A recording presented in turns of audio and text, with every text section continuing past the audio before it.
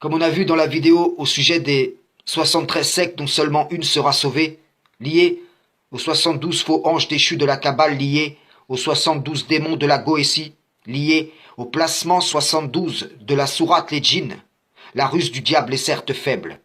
Car que ce soit à partir de la Torah, de l'Injil ou du Coran, il a établi un même système à partir de ces 72 généraux. Dès qu'un groupe dévie, il place un soldat sur celui-ci et s'ensuit la formation d'un nouveau schisme au travers duquel le diable et ses suppôts seront servis et adorés.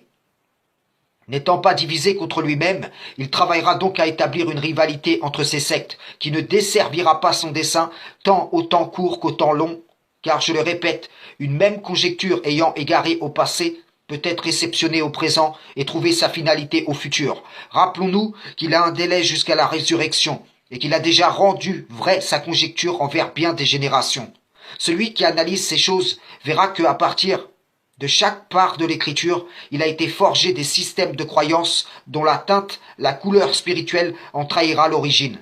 Je donne un exemple. La secte karaïte, la secte Sola Scriptura, la secte coraniste, Coran seul, ont sur elle une même entité qui, à partir de la Torah, de l'Injil et du Coran, a forgé, via ceux qui se sont détournés, ces schismes déviants de l'islam.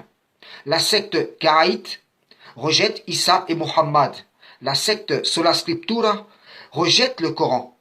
Et la secte coraniste, Coran seul, rejette Rachad Khalifa ainsi que les parts antérieures de l'écriture.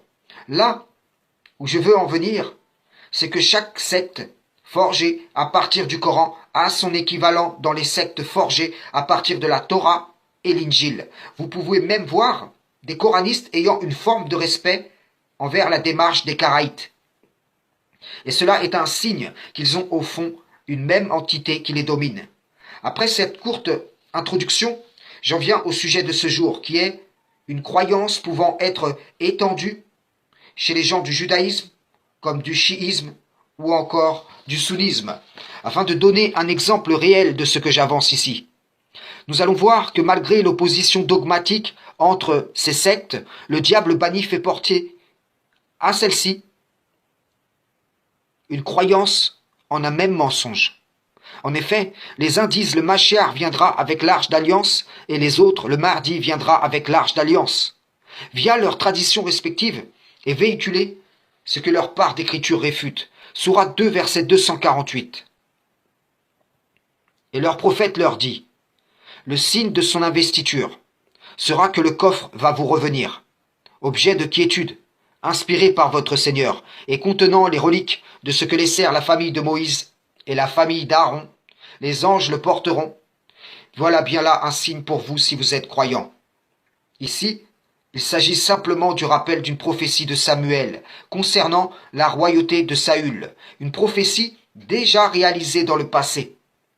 Au passage, vous pouvez constater que le Coran atteste de la formation de deux familles à partir des deux frères que sont Moïse et Aaron. Et ceci est une des preuves que lorsque Marie est appelée sœur d'Aaron par ses proches, cela est un rattachement à la famille d'Aaron.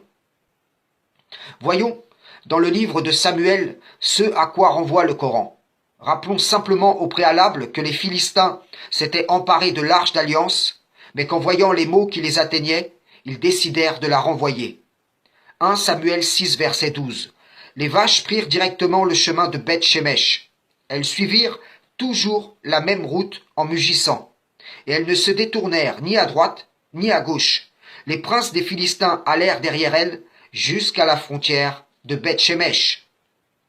Ici, on apprend donc que les anges conduisirent les vaches afin que s'accomplît ce qu'avait annoncé Samuel et que le Coran rappelle.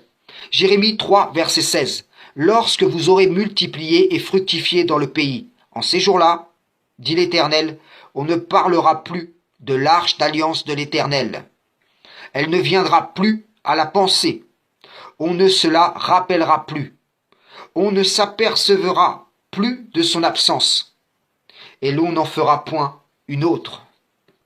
Voyez-vous, la prophétie même contredit les traditions de ces sectes qui convergent dans le dessein du diable. Nul ne doit attendre parmi les croyants un retour de l'arche d'alliance. Si vous la voyez dans la main d'un homme qui dirait être le Mashiach ou le Mahdi, sachez alors que c'est un envoyé du diable. Le livre des Maccabées témoigne en ce sens.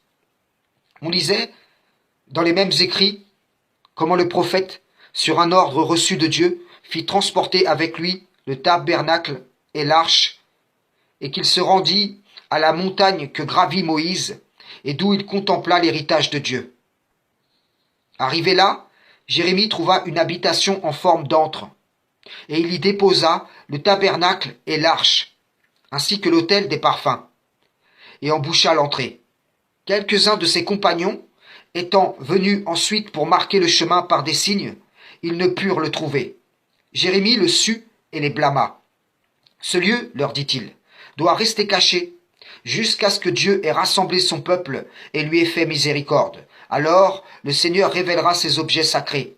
La gloire du Seigneur apparaîtra, ainsi que la nuée, comme elle est apparue au temps de Moïse, et lorsque Salomon fit une prière pour que le temple fût glorieusement, sanctifié.